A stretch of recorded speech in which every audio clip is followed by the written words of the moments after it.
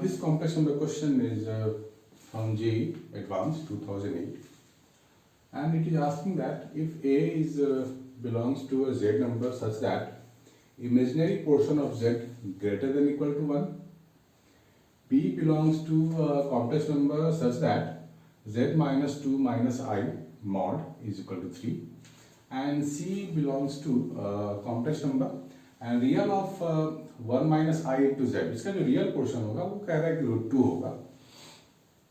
Find the number of elements in the set A intersection B intersection C. मतलब जो common है वो A B C में वो कितने एलिमेंट्स कॉमन है वो हमारे को फाइंड करके बतानी है. तो वन बाय वन सबका अगर हम ज्योमेट्री से इसका फिगर ड्रॉ कर ले तो काफ़ी हमें हेल्प मिलेगी उससे. तो इमेजिनरी जेड ग्रेटर देन 1, तो एज्यूम कर लो सबसे पहले let z is equal to x plus i y. तो imaginary z greater than equal to 1, imaginary z क्या होगा, y is the imaginary z, so y greater than equal to 1 ये बोला गया मुझे. तो हम लोग क्या कर लेंगे यहाँ पर कि इसको ड्रॉ कर लेते हैं. y1 मान लेते हैं यहाँ कहीं पे होगा. तो ये जो लाइन ड्रॉ करेंगे हम लोग this one, so y greater than equal to 1 का मतलब इसके ऊपर की बात हो रही है. इसको नाम दे दो a क्योंकि ये सेट a को बिलोंग करता है. दूसरा है b, z minus 2 minus I is equal to 3. That means if this represents a circle और इसका जो सेंटर होगा वो कितना होगा 2 प्लस आई होगा और रेडियस कितना होगा 3 होगा. इसे भी ड्रॉ कर लेते हैं हम लोग. तो 2 कॉमा आई, सो x की वैल्यू 1 y की वैल्यू 2, सॉरी x की वैल्यू 2 और y की वैल्यू 1. तो यहाँ कहीं पे सेंटर लाई करेगा इसका दिस वन और रेडियस 3 है. तो 3 यूनिट हमारे को चाहिए, यहाँ से 3 यूनिट हमारे को बढ़ना है. So this is 1 unit, 2 unit, 3 unit. हाँ, दिस इज द सेंटर. सो इसका 3 यूनिट ऊपर भी जाना पड़ेगा, 1 2 3 यूनिट, राइट, ऐसा कुछ. और 3 यूनिट इसका इधर भी आना पड़ेगा. सो 2 यूनिट तो ये है प्लस 1 यूनिट हो जाएगा ये. सिमिलरली हम लोग इसके 3 यूनिट राइट भी जाएंगे. So this is your 1 unit, 2 unit and 3 unit. तो अब हम लोग सर्कल ड्रॉ करेंगे वो इन सब को पॉइंट को इंक्लूड करना पड़ेगा. तो 1 यूनिट, 2 यूनिट, 3 यूनिट. तो 1, so this is your 2, this is your 3 and this is your 4. ऐसा होना चाहिए. तो जब सर्कल ड्रॉ करेंगे बच्चों तो हमारे को पॉइंट को कंसीडर करना पड़ेगा. देखो बाउंड्री वाला पॉइंट मैंने ड्रॉ कर लिया है. Now we can draw like this, this is the centre. So we can draw circle like this. ठीक है, रफली ड्रॉ ऐसे ही होगा. सी की जब बात करेंगे तो रियल पोर्शन हमारे को लेना है 1 minus I into Z is equal to root 2. तो 1 माइनस आई, इसको थोड़ा सिंप्लीफाई कर लें. जेड को मैं डाल दूंगा x प्लस आई वाई. तो यहाँ का जो रियल पोर्शन होगा वो क्या होगा, x प्लस वाई होगा. This is equal to root 2, right, क्योंकि रियल पोर्शन को कंपेयर कर रहे हैं हम लोग रियल को रियल से. तो x plus Y is equal to root 2 जो आएगा हमारे पास, उस लाइन को भी ड्रॉ करना पड़ेगा. तो हमें ये भी पता करना पड़ेगा कि ये लाइन ये सर्कल में कहाँ कहाँ मीट कर सकता है. तो इसको देखने के लिए हम लोग यहाँ पे आ सकते हैं वापस सर्कल के इक्वेशन में, और हमारे को क्या मिलेगा x plus Y is equal to root 2 और we can say y is equal to minus X plus root 2. So इसका स्लोप है -1.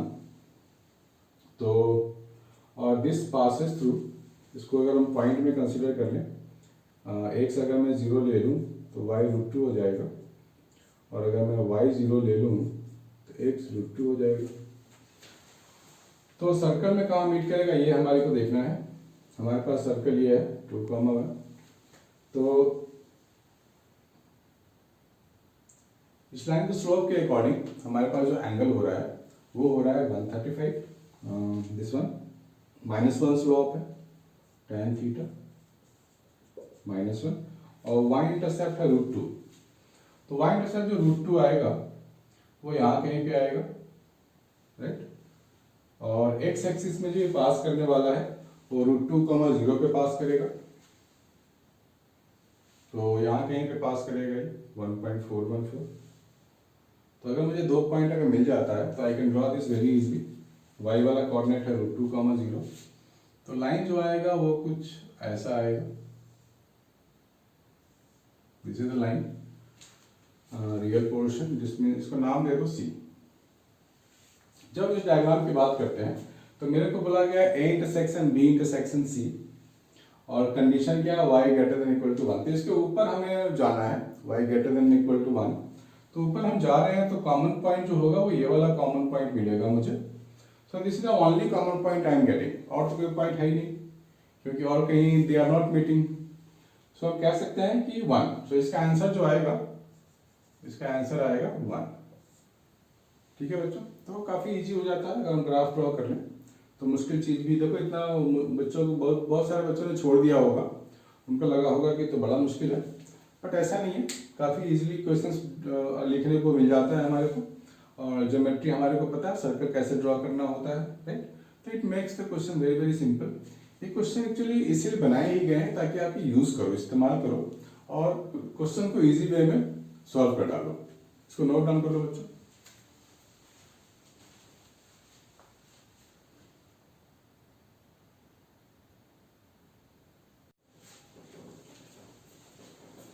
Second part of this question is, Z be any point in A intersection B intersection C, then find this। ये क्या हमारे पास है, mod of Z plus 1 minus I whole square plus mod of Z minus 5 plus minus I का whole square, that is we have to find it out। तो अभी हमने देखा कि we have a point here, general point A intersection B intersection C।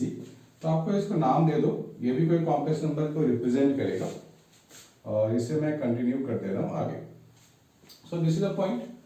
और जब इसकी बात करेंगे तो ये बेसिकली ये मुझे क्या देगा, z minus -1 plus I whole square plus z minus 5 plus I whole square. तो ये जो पॉइंट लाई करेगा -1, I, वो पॉइंट कहाँ लाई करेगा, -1, 1, वही पॉइंट यहाँ कहीं पे लाई करेगा, दिस वन। और दूसरा पॉइंट है 5 प्लस I, तो 1, 1 लाई करता है कि नहीं सर्कल पे, ये हम लोग चेक कर सकते हैं। This is our circle. तो यहाँ मैं अगर मैं डाल दूं, क्योंकि आपके दिमाग में सवाल आएगा कि मैंने ये सर्कल पे क्यों दिखाया, चेक कर लेते हैं अभी। तो मैं यहाँ लिख रहा हूँ z -1 प्लस I, यहाँ पे -1 प्लस I -2 I, ये मुझे दे रहा है -3 ओनली, दैट इज 3, यानी कि -1 plus I lies on this. दूसरी बात यह है कि 5 प्लस I भी लाई करता है कि नहीं, वो भी चेक कर लेते हैं। तो मैं यहाँ लिखने जा रहा हूँ z की जगह 5 प्लस I -2 I, तो ये भी मुझे 3 ही दे रहा है। That means this also lies, 5 plus I कहाँ लाई करेगा, 1 2 3 4 5 प्लस I यहाँ कहीं पे लाई करेगा, 5 प्लस I यहाँ। This is the point. तो इसको इससे जोड़ दो और इससे भी जोड़ दो, कंबाइन कर देते हैं दिस वन। तो ये तो सेंटर है हमारा, this one is the centre, पहले ही हम लोगों ने किया था। तो this is the diameter. So any diameter always subtend right angle on the boundary of the circle. So this is the 90 degree, this one, right, this one 90 degree. तो यहाँ पर हम पाइथागोरस लगा सकते हैं। तो हमारे को दिया गया है ये डिस्टेंस का स्क्वायर प्लस ये डिस्टेंस का स्क्वायर। तो इसको नाम अगर दे दें हम लोग E, F और G। So we can write EG का square, EG is the hypotenuse here, is equal to EF का स्क्वायर प्लस FG का स्क्वायर। तो FG का जो स्क्वायर है और EF जो स्क्वायर है, वही हमारे पास ये गिवन चीजें दी गई है हमारे को, दिस वन। यानी कि, और ये पूरा का पूरा हो जाएगा डायमीटर, यानी कि हमारे पास जो रेडियस है वो 3 है, तो डायमीटर 6 हो गया। और ई एफ, ई से लेके एफ तक जो है मेरे पास वो क्या है, जेड प्लस 1 माइनस आई का square plus F G. F G मेरे पास है mod of Z minus 5 minus I whole square. तो ये पूरा मुझे क्या देगा, 36 मिल रहा है ना। So answer in this case is 36। Easy to draw, इसको नोट डाउन कर लो बच्चों।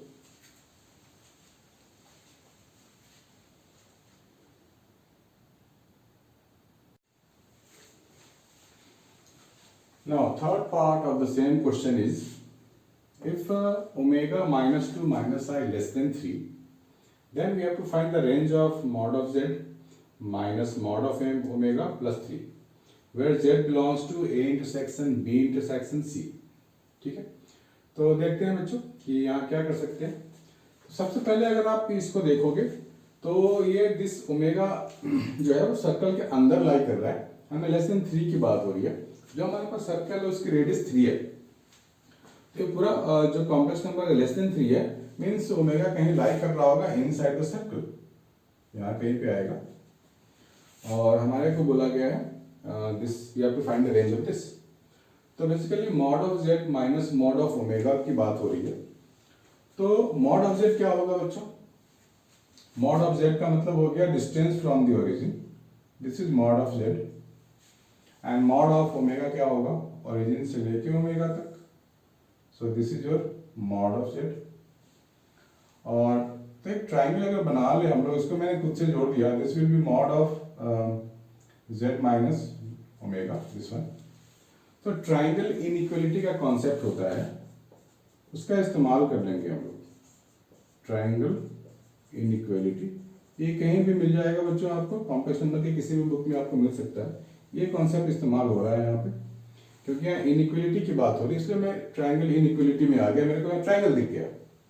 सो I can write mod of difference of two side is always less than the third side. ठीक है, इस चीज को आपको नोट डाउन करना होगा, this is the most important thing here. तो अब z माइनस ओमेगा की मैक्सिमम वैल्यू कितनी हो सकती है, z माइनस ओमेगा को अगर मैं रोटेट करूं तो ये मैक्सिमम वैल्यू के लिए क्या करना होगा, z के बिल्कुल अपोजिट हो जाए, डायमेट्रिकली अपोजिट हो जाए ओमेगा, तभी हम ले सकते हैं z माइनस ओमेगा की मैक्सिमम वैल्यू। वो मैक्सिमम वैल्यू 6 हो सकती है, क्योंकि इसका डायमीटर ही 6 है और इसके बाहर इसको जाना नहीं है। सो this has got the maximum value 6, so I can write mod of z minus this one less than 6। अगर मैं बाहर वाले मॉड को हटाऊंगा तो एज यूजुअल मुझे क्या मिलेगा, -6 mod of z this one। और हमारे को वैल्यू फाइंड करनी है यहाँ पर +3 के साथ जो होगा ये पूरा फंक्शन वो, तो सब जगह +3 कर दें तो मुझे क्या मिलेगा, -3 less than mod z। So this is the range here -3 to 9। तो कितना सिंपल हो गया। अगर मुझे ट्रायंगल इनइक्वालिटी नहीं पता होता तो मुझे काफ़ी प्रॉब्लम होती और मैं इनइक्वालिटी को सॉल्व करना फिर बहुत ही मुश्किल हो जाता। सो बच्चों एक एक कॉन्सेप्ट इंपॉर्टेंट है, इनइक्वालिटी भी इंपॉर्टेंट है। अगर आपको प्रॉपर्टीज अगर याद हैं तो अप्लाई कर सकते हैं कहीं भी। It makes the any advance question very very simple. ठीक है बच्चों, इसको नोट डाउन कर लो आप लोग।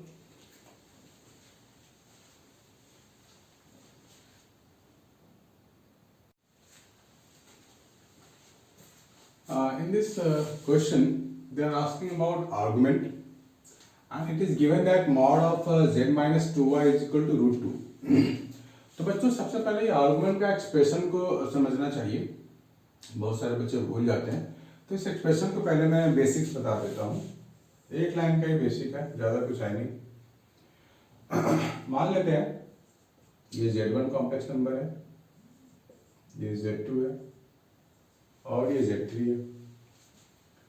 तो अगर ये एंगल यहाँ पर कुछ होगा, suppose this way anti clockwise theta है, तो मैं क्या लिख सकता हूँ, theta is equal to argument. Arrow को आप ध्यान से देखना, arrow is moving like this, तो एरो इस लाइन पे एंड हो रहा है, तो हमें क्या लिखना होता है Z3 minus of Z1 upon Z2 minus of Z1, ठीक है। Z1 जो कॉमन पॉइंट है, मतलब उस पॉइंट पे एंगल सबटेंड हो रहा है थीटा, ये हमारे को ध्यान में रखना है। और जो ऊपर का एक्सप्रेशन है Z3 माइनस Z1, वो एरो का एंड होना चाहिए और जो बेस होना चाहिए ये होना चाहिए। दैट मीन्स ये जो हमारे पास सेगमेंट है line Z2 Z3, this subtends angle theta at Z1। Keeping this in mind, we have to write the expression.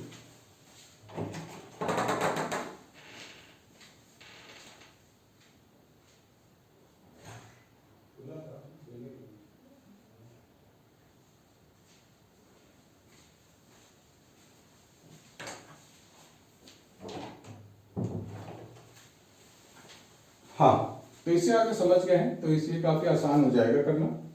तो मेरे को दिया गया mod of z minus 2i is equal to root 2। That means it is a circle of radius root 2 and centre है 2i। तो पहले मैं इसकी ज्योमेट्री की बात करूं तो उसको ड्रॉ कर लेते हैं। तो इसका जो सेंटर होगा वो क्या होगा, 2i होगा। That means 1 2, this is the centre और रेडियस है रूट 2। तो मार्क कर लेते हैं, this is your 1 minus 1 2 minus 2। तो अब इसका रेडियस हमें रूट 2 मार्क करना पड़ेगा। सो रेडियस हो जाएगा, ये सेंटर हमारा अगर है 2 है तो रेडियस हो जाएगा, यहाँ से डिस्टेंस लेना पड़ेगा हमारे को रूट 2 का 1.414। तो यहाँ से ये पास करने वाला है। अब हमें इसकी बात करनी है argument of z minus 2 upon 2। तो माइनस 2 क्या होगा, minus 2 this is the point and 2 is this one. तो अगर यहाँ पर z अगर कहीं लेते हैं तो किसी बाउंड्री पे, मतलब अगर मैं z यहाँ ले लूँ तो we can draw a triangle like this.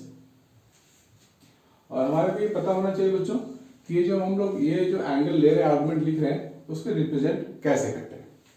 तो z माइनस 2 है हमारे पास और z प्लस 2 है। तो माइनस 2 हम लोग यहाँ पे है, 2 यहाँ पर ऑलरेडी हम लोग ने दिखा दिया है। तो इस सर्कल को ड्रॉ करेंगे हम लोग अभी। तो मुझे देखना पड़ेगा ये माइनस 2 और 2 इस सर्कल पे लाई होते हैं या नहीं होते। तो अगर मैं यहाँ पे 2 डालूं, मॉड ऑफ 2 माइनस 2i, तो ये मुझे क्या देगा, 2 का स्क्वायर 4 माइनस 2 का स्क्वायर में 4। So this will be 2 root 2, ठीक है। Sorry, the question is here 2 only, 2 root 2। So it's lies on this, mind it. ये मेरा फॉल्ट था, क्वेश्चन में यहाँ पे 2 रूट था पहले भी। यानी कि ये दो पॉइंट लाई करेंगे सर्कल पे, तो हम लोग ड्रॉ कर सकते हैं सर्कल को। ये 2 यहाँ लाई करेगा बच्चों और इसे हम लोग मिला सकते हैं ऐसे। This is the circle we are getting. z कहीं भी ले सकते हैं, z is the common point है, जनरल पॉइंट है। तो हमारे पास z माइनस 2 और z प्लस 2 ऐसा कुछ है।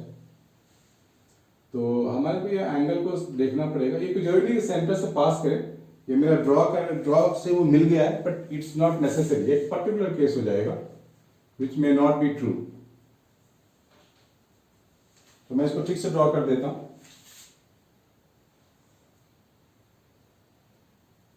दिस वन यहां कहीं पे तो हो सकता है z यहां भी लाई कर सकता है, राइट। z में यहां ले लेता हूं। तो बच्चों ये हो गया हमारे पास दिस वन और ये हो गया this one. This is your centre 2। तो z माइनस 2z, मतलब ये एंगल हमारे को फाइंड करनी है, z माइनस 2। तो एरो मेरा यहाँ एंड करना चाहिए ऐसा, एंटी क्लॉकवाइज सेंस। तो यह एंगल क्या होगा, यह हमें पहचानना है। तो उसके लिए मैंने क्या किया कि यहाँ से एक सेंटर को यहाँ पे ज्वाइन कर दिया, ये वाला। नाउ अगर आपको ध्यान से देखना तो ये जो लेंथ है और ये जो लेंथ है, हमें देखना होगा कि ये कौन से लॉज को फॉलो कर रहा है। हमारे को पता है कोई भी ट्राइंगल का जो सेगमेंट होगा सेंटर पे जो अगर एंगल आ जाएगा 2 अल्फा, तो बाउंड्री पे क्या आता है, अल्फा आता है। तो ये अगर फाइंड कर ले तो हमारा काम हो जाएगा। तो जो डिस्टेंस है हमारा, ये जो ट्राइंगल है, ये हमारा ट्राइंगल है, ये this is your what, angle theta मान लेते हैं, एंड दिस इज थीटा मान लेते हैं। तो यहां से आप डिस्टेंस जो लोगे 2 से लेके -2 4, ठीक, डिस्टेंस फॉर्मूला अगर हम यहां से यहां लगाएं तो ये जो पॉइंट है हमारे पास वो है 0,2 और ये पॉइंट है -2,0। तो ये डिस्टेंस आ जाएगा मेरे पास 2√2, मतलब रेडियस। ये भी सेंटर से लेकर बाउंड्री तक ये भी रेडियस हो गया, और यहां से यहां तक हमारे पास डिस्टेंस हो जाएगा 4। तो बच्चों हमें इससे ये आइसोसिस ट्रायंगल मिल गया हमारे को एक, राइट। तो आइसोसिस ट्रायंगल में क्या होगा, दिस टू लाइंस, इसी मैं बाद में कर देना 5-10 मिनट बाद।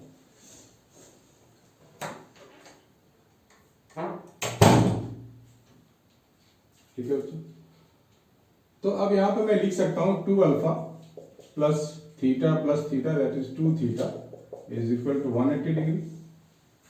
तो यहां पर मुझे मिल जाएगा 2 alpha is equal to 180 degree minus of 2 theta. तो अब होता क्या है कि अब ये रेडियस है, ये भी रेडियस है, this two are also perpendicular, इन दोनों का जो स्लोप आ रहा है वो 90 डिग्री पे आ रहा है। दैट मीन्स ये पूरा 2 अल्फा मेरे को क्या मिलेगा, 2 अल्फा मेरे को 90 डिग्री मिलेगा। तो यहाँ जो भी एंगल बनता है इसका हाफ एंगल यहाँ बनेगा, so this one be what, so alpha is equal to 5/4 only, है। तो इस तरह से हम ज्योमेट्री का हेल्प लेकर मुश्किल क्वेश्चन को भी बड़े आसानी से सॉल्व कर सकते हैं। क्योंकि यहाँ पाइथागोरस फॉलो हो रहा था इसलिए मैंने बोला कि इसकी जरूरत नहीं पड़ी हमारे को।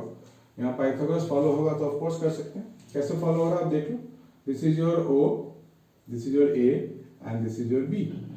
तो हम लोगों ने ओ ए क्या निकाला, आर, और ओ बी भी हमारे पास कितना है, आर है। आर यहाँ कितना था 2√2, दिस इज योर 2√2। तो ए बी कितना हो जा रहा है हमारे पास, तो अगर हम पाइथागोरस फॉलो करें तो A B square is equal to O A square plus O B square. A B square हमारे पास है 16, ओ ए स्क्वायर हो जाएगा हमारे पास 8 प्लस ओ बी स्क्वायर भी 8, राइट। सो पाइथागोरस फॉलो कर रहा था तो इसीलिए हम लोग कह सकते हैं दिस इज योर 90 डिग्री, तो इसका हाफ हो जाएगा 45 डिग्री, राइट। तो this are the basic things which need to be studied. ये आपको बहुत ही अच्छे से स्टडी करनी चाहिए। डायग्राम अगर आप टेक्निकली सही बना लेते हैं तो आपको कहीं भी प्रॉब्लम नहीं आने वाली है, आंसर ऑब्वियसली आ जाता है। और कुछ प्रॉपर्टीज देखो, बेसिक प्रॉपर्टीज है जो 10th क्लास के मैथ से हमने सीखा है। तो ये सब प्रॉपर्टीज भी आपको रिमाइंड होनी चाहिए, सर्कल्स के लिए खासकर ये इंपॉर्टेंट होता है। इसको नोट डाउन कर लो बच्चों।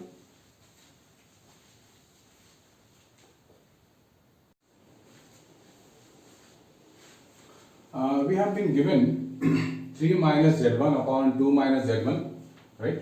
This is one set into 2 minus z2 upon 3 minus z2 is equal to k, where k is a positive real number.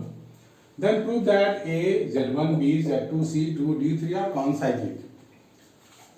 तो बच्चों यहाँ पर ध्यान से देखो आप, यहाँ पर मेरे को दो पॉइंट गिवन है 3 and 2, मतलब 3, 2 का जो डिस्टेंस है z1 से इनटू सेम पॉइंट है 3, 2 का ही डिस्टेंस है z2 से, दोनों का प्रोडक्ट आ रहा है k any number greater than 0।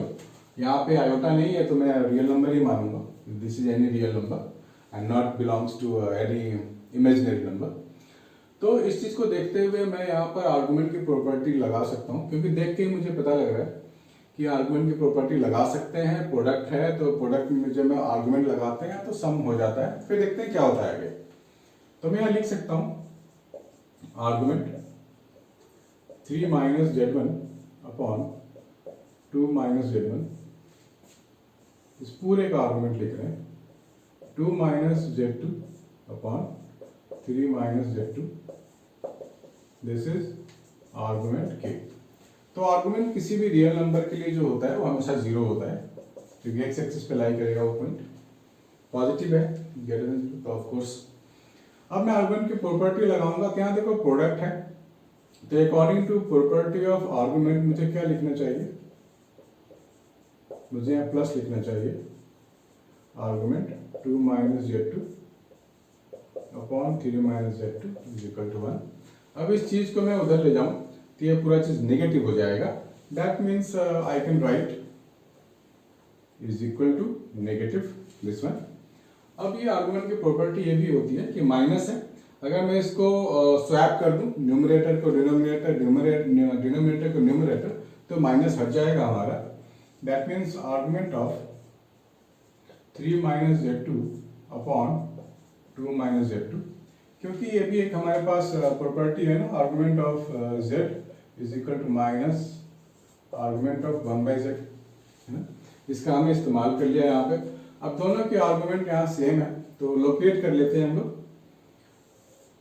कोई पॉइंट अगर ले लें हम लोग 2 और 3, तो 3 माइनस ये ऊपर वाला पॉइंट है, यानी कि यहाँ पे एरो एंड करेगा 2 माइनस Z1, और मान लो यहाँ कहीं पे हम लोगों ने ले लिया है सपोज Z1 ऐसा, सो Z1 से 2 को जोड़ दो और Z1 से 3 को जोड़ देते हैं, तो 3 माइनस Z1 यहाँ पे जो एरो आएगा वो ऐसा कुछ आएगा। और दूसरी बात करें हम लोग इसकी 2 माइनस Z2, मान लो Z2 यहाँ कहीं पे है, तो ये हो जाएगा हमारा Z2 और ये नंबर ये हो जाएगा, ठीक है।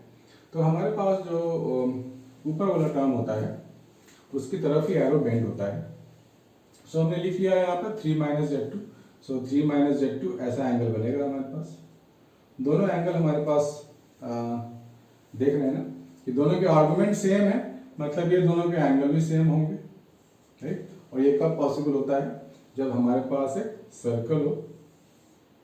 सर्कल में हमने पढ़ा था 10th क्लास में कि अगर सर्कल बन जाए तो हमारा ये काम हो सकता है, राइट। मैं इसको थोड़ा अच्छे से ड्रॉ करता हूँ दिस वन, तो इसको हम लोग अगर पूरा मीट करवा दें ऐसा, so basically this is a circle, तो कह सकते हैं हमारे पास जो पॉइंट होगा, sorry this is not the correct one,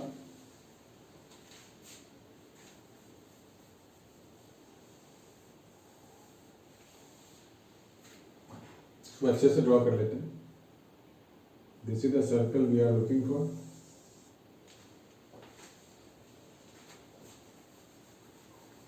अच्छे से ड्रॉ करूंगा वरना आपको लगेगा कि सर क्या ड्रॉ करवा रहे हैं। मतलब कोई पॉइंट में अगर ले लूँ 3 और 2 और यहाँ पर ले लिया मैंने कोई भी Z1, so this is your this thing,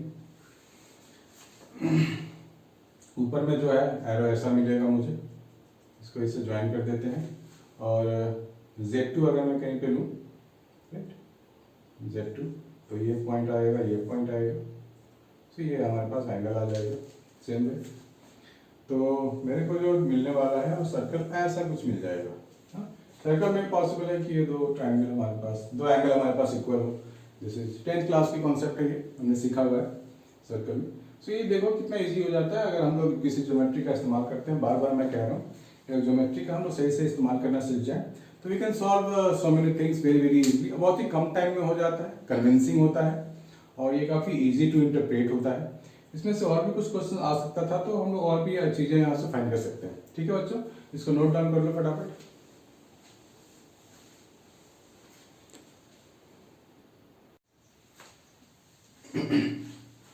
We have been given argument of z1 minus z upon mod z upon z upon mod z is equal to pi by 2 और modulus given है z upon mod z minus of z1 is equal to 3. Then we have to find the modulus of z1 here. तो बच्चों सबसे पहली बात देख लो common point क्या है मेरे पास, z upon z is the common point. तो मैंने आपको बताया था कि जब कॉमन पॉइंट हो, यहाँ पे आर्गुमेंट की बात हो रही हो, तो उस पॉइंट पे, उस कॉमन पॉइंट पे एंगल सबटेंडेड लेते हैं ये, या जो भी एंगल हो, आर्गुमेंट जो भी हो, एंगल जो भी हो। यानी कि मुझे पता लग गया कि z upon mod of z पे एंगल सबटेंडेड है कितना, पाई बाई 2। तो इसको स्टैंडर्ड फॉर्म में पहले मुझे लाना पड़ेगा। तो यहाँ माइनस है, यहाँ भी माइनस इंट्रोड्यूस कर दो, तो फिर यहाँ भी माइनस लगाना पड़ेगा आपको। और यहाँ पे ले लो ओरिजिन, क्योंकि यहाँ पे और तो कुछ है नहीं। सो वी कैन से कि हमारे पास ये डिस्टेंस का फंडा लगा दिया हम लोगों ने। तो हम लोग कह सकते हैं कि जो 90 डिग्री सबटेंड होगा वो किस पे होगा, वो हो जाएगा z upon mod of z पे, और यहाँ कहीं पे लेना पड़ेगा मुझे z1 और ओरिजिन, है ना। सीधी सी बात है, देख के लग रहा है कि origin and z1 subtend, origin and z1 subtend 90 degree at z upon mod of z। अब एक चीज यहाँ पे ध्यान रखनी है बच्चों कि z अपॉन z1 जब भी कोई कॉम्प्लेक्स नंबर हो डिवाइड बाय इट्स मॉड, तो इसको बोलते हैं यूनिमॉड्यूलर। यूनिमॉड्यूलर है ये, क्योंकि इसका जो हमेशा जो मॉडुलस फाइंड करेंगे 1 आएगा, जैसे वेक्टर्स में करते हैं ना, a vector divide by its mod, तो यूनिट वेक्टर होता है। सिमिलरली अगर आपको फिर भी समझ में नहीं आ रहा हो तो we can write like this, z is equal to mod of z into cos theta plus i sin theta, क्योंकि ये pure form of complex number है, यहाँ हमेशा मॉड ऑफ z ही तो लेते हैं। So we can say z upon mod of z is equal to cos theta plus i sin theta, तो इसका मॉडुलस तो हमेशा ही 1 आएगा। So this distance is basically 1, और ये तो हमारे को गिवन ही है ना 3, तो स्ट्रेट अवे यहाँ 3 लिख सकते हैं, डिस्टेंस फार्मूला वहाँ पे गिवन है ऑलरेडी। तो ये हो गया पाइथागोरस के अकॉर्डिंग, ये क्या मॉड ऑफ z1 है ना, तो पाइथागोरस लगा लेंगे तो मेरे को मिल जाएगा रूट ऑफ 10, है ना। So easy. सो इसका आंसर हम लोग क्या लिखेंगे, simply root of 10, 3 1 root of 10, है ना। देखो कितना इजी हो जाता है, कन्विंसिंग भी हो जाता है if you draw the right kind of diagram. तो इससे अच्छी चीज तो मुझे कुछ लगता नहीं, क्योंकि बहुत ही शॉर्ट टाइम में हम लोग बहुत ही कन्विंसिंग आंसर आ जाता है, राइट। सो इसको आप लोग नोट डाउन करो दोस्तों।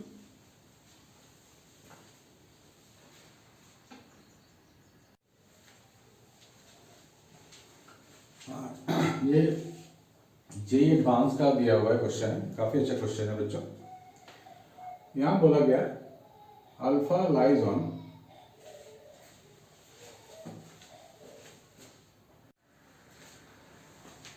हेलो बच्चों, ये जेईई एडवांस का क्वेश्चन है 2013। इसमें हमारे को कॉम्प्लेक्स नंबर गिवन है, alpha lies on this circle and 1 upon alpha पे bar, that means 1 upon conjugate of alpha lies on this circle, this one, जिसकी रेडियस 2r है, इसकी रेडियस r है, दोनों सर्कल का सेंटर सेम है। z0 is equal to x0 plus i y naught such that, ये 2 लिखा हुआ है बच्चों, z लग रहा होगा, this is 2, z0 का square is equal to r square plus 2, then we have to find mod of alpha। तो यहाँ पे हम लोग ज्योमेट्री लगा सकते हैं। अल्फा किस पे लाई कर रहा है, x माइनस x0 का स्क्वायर y माइनस y0 का square is equal to r square. इसको कॉम्प्लेक्स नंबर में कैसे लिखेंगे, z minus z0 is equal to r, ऐसे लिख सकते हैं। Similarly 1 by conjugate of alpha lies on z minus z0 is equal to 2r, बिल्कुल सिंपल है। तो अगर मैं इन दोनों सर्कल को ड्रॉ करूं तो दिस 2 सर्कल्स आर कॉन्सेंट्रिक, तो मुझे कैसा डायग्राम ड्रॉ करना चाहिए, एक तो ये सर्कल होगा,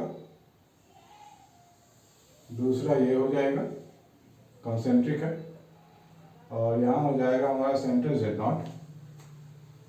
तो यहाँ पे देख लो आप, यहाँ पे चेक करना पड़ेगा कि अल्फा और 1 अपॉन कॉन्जुगेट ऑफ अल्फा का आर्गुमेंट कितना है। तो लिख सकते हैं argument this one is equal to minus of argument, ये सब प्रॉपर्टी की बात है, प्रॉपर्टी के अकॉर्डिंग लिख सकते हैं ऐसा, this is equal to argument of alpha only, ठीक है। यानी आर्गुमेंट ऑफ 1 अपॉन अल्फा जो कॉन्जुगेट आएगा that is equal to argument of alpha, दोनों का आर्गुमेंट सेम है, that means they lie on a single line, straight line, ठीक है। अगर स्ट्रेट लाइन अगर ले लें, this is alpha, this is 1 upon alpha conjugate, तो और ये सेंटर है z0। तो अभी हमें देखना पड़ेगा कि इसमें रेडियस क्या क्या दिखा सकते हैं हम लोग। This is the radius R and this is the radius 2r, ठीक है। और अगर मैं सेंटर से एक लाइन यहाँ दिखा दूँ z0 और एक यहाँ पे कुछ एंगल हो सकता है दैट इज थीटा, तो बेसिकली हमारे पास एक ट्राइंगल बन गया ओ ए z0 और ये b, इसको नाम दे दो c। एक ट्राइंगल हो गया ओ ए सी, एक ट्राइंगल ले सकते हैं ओ बी सी, ठीक है। तो अभी मुझे मॉड ऑफ अल्फा बोला गया है फाइंड करने को, तो ओ से लेके ए तक जो होगा वो मॉड अल्फा होगा और ये मॉड जेड नॉट होगा और ये आर है, ठीक है बच्चों।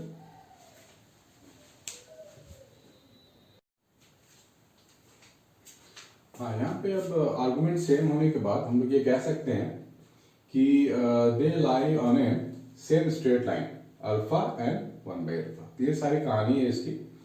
अब हम लोग क्या करेंगे, दो ट्राइंगल ले लेंगे ओ ए एंड सी। तो ट्राइंगल ओ ए सी की बात करेंगे, ट्राइंगल ओ ए सी, तो लिख सकते हैं cos of theta is equal to mod of alpha square, यानी कि ये वाला साइड। ये सॉल्यूशन ऑफ ट्राइंगल में हम लोग देख चुके हैं, तो आप लोग वहां जाकर के फॉर्मूले को दोबारा रेफर कर सकते हैं, इजी होता है बहुत।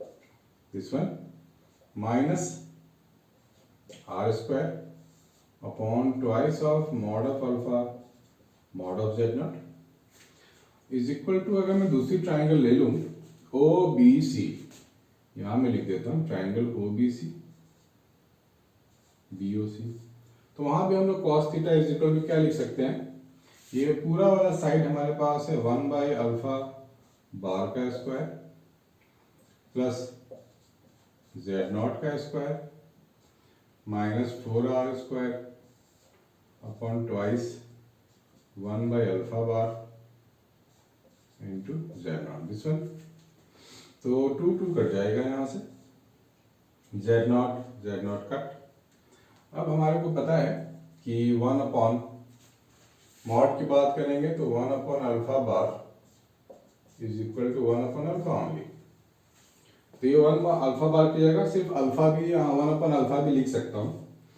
तो ये अल्फा ऊपर चला जाएगा, ये अल्फा फिर इधर क्रॉस मल्टीप्लाई हो जाएगा, तो mod of alpha square plus z not mod का स्क्वायर माइनस आर स्क्वायर, तो यहाँ बचेगा 1 प्लस जेड नॉट का स्क्वायर मॉड ऑफ अल्फा का square minus 4r square mod of alpha का स्क्वायर, ठीक है।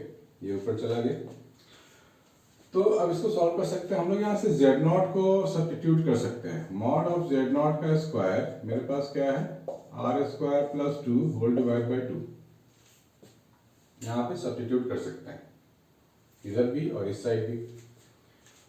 तो मॉड ऑफ इस साइड को मैं इसको इधर ले आ रहा हूँ, अल्फा स्क्वायर यहाँ भी है, इसको भी इधर ले आ रहा हूँ, तो मेरे को मिल जाएगा मॉड ऑफ अल्फा का square 1 minus mod of Z naught का square plus 4r square is equal to 1 plus are square, ठीक है बच्चों। Now in place of Z naught square I can put it 1 minus are square by 2 minus 1 plus 4r square 1 plus are square, 1 minus 1 तो गया, 8 में से 7, तो मेरे को यहाँ पे मिल रहा है मॉड ऑफ अल्फा का square into 7r square by 2, this is 1 plus are square. Am I right?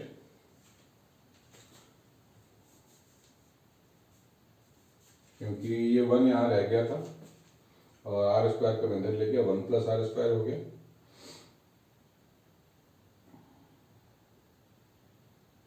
और यहाँ पे मैंने जेड नॉट को सब्स्टिट्यूट किया तो 1 और 1 तो चला गया, तो ये हो गया 4 8 माइनस 7 आर स्क्वायर और तो I am getting alpha mod of alpha is equal to 2 plus 2r² upon 7r² under root. तो this is the thing we are getting. अब r यहाँ से हट नहीं रहा है, r को चाहे तो हम यहाँ पे हटा सकते हैं.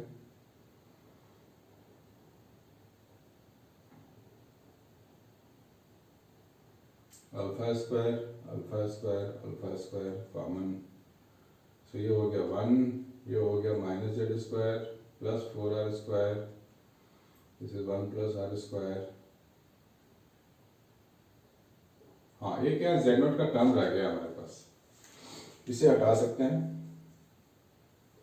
तो इसे इधर लाएंगे तो minus of mod of z0² है हमारे पास, राइट. तो इसे हटा देते हैं अभी. यहाँ लिख सकते हैं minus of z0² means minus of r0/2 -1. ये टर्म नहीं आएगा अभी. That means this and this gone. तो ये मिल जाएगा r²/2. ये पूरा टर्म मुझे मिल जाएगा r²/2. सो r² गया, 2 भी गया. सो 1/√7 is the final answer coming out of this. यहाँ लिख सकते हैं 1/√7. खैर, I was least interested in the answer. मेरा मतलब था कि इस तरह के क्वेश्चन को कैसे अप्रोच करते हैं और फिर हम लोग इसको सॉल्व वाला पार्ट आसानी से कर सकते हैं, कोई भी कर सकता है. Once you reach to this level you can simplify and get the answer. ठीक है बच्चों, इसको नोट डाउन कर लो जल्दी जल्दी.